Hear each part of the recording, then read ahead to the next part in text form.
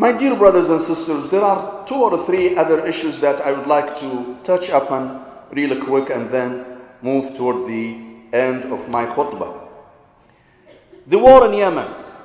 Unfortunately, we are celebrating the month of Sha'ban and the birth of our Imams at a very grim and sorrowful moment when thousands of people in Yemen are being attacked, killed, displaced, injured.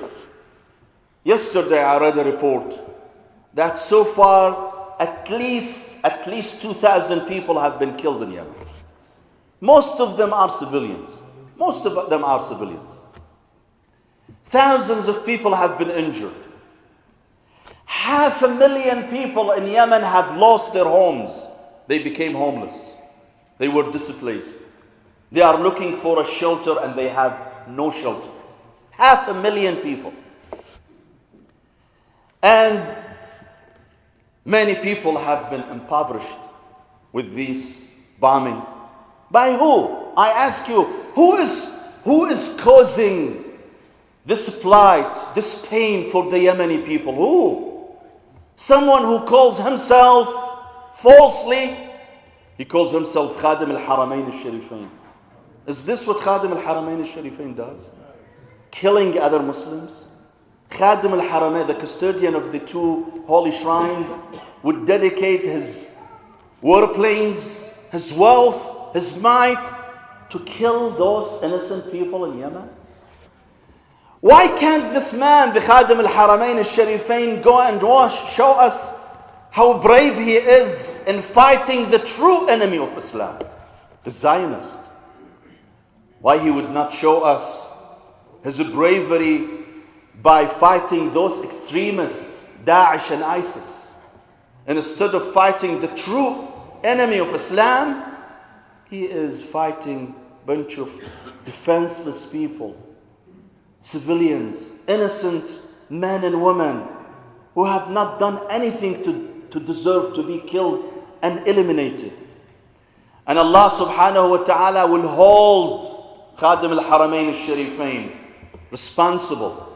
Allah will hold the king of Saudi Arabia and the royal family of Saudi Arabia. Allah will hold them responsible for what they have been doing. The Prophet sallallahu alayhi wa sallam, let me quote this hadith from the Prophet sallallahu alayhi wa sallam. He says, لو أن أهل صنعاء وعدن اجتمعوا على قتل رجل بريء لأكبهم الله لما منع الله ذلك أن يكبهم جميعا على مناخرهم في نار جهنم. If the population of one large city like Aden or Sana'a, they would plan to kill one innocent person, Allah doesn't mind sending all those murderers to hell. Thousands of people are being killed. For what? What did they do? Hospitals are being targeted. Humanitarian bases and organizations are being targeted. Iran is trying to send some medical supplies to the Yemeni people. Those murderers and thugs would not allow the ship to get to Yemen, to the port of Aden. Why is that? Why they are fighting another brother, another Muslim brother nation? Is this what Rasulullah sallallahu alayhi wa sallam taught Muslims? To kill other Muslims? To bomb their homes? As I'm talking to you today, my dear brothers and sisters, another news came out of Saudi Arabia. A Wahhabi terrorist guy who in the city of Qatif, in the eastern part of Saudi Arabia, he exploded himself, killing so far over 30 people in the masjid, in the house of Allah. Is this Islam? Is this La ilaha illallah Muhammad Rasulullah? Is this what Islam teaches? To kill innocent people? We hold the government of Saudi Arabia, we hold the king of Saudi Arabia responsible for these crimes, for protecting his own people. When one innocent person is killed in Saudi Arabia or in any other country, the government of that country is responsible.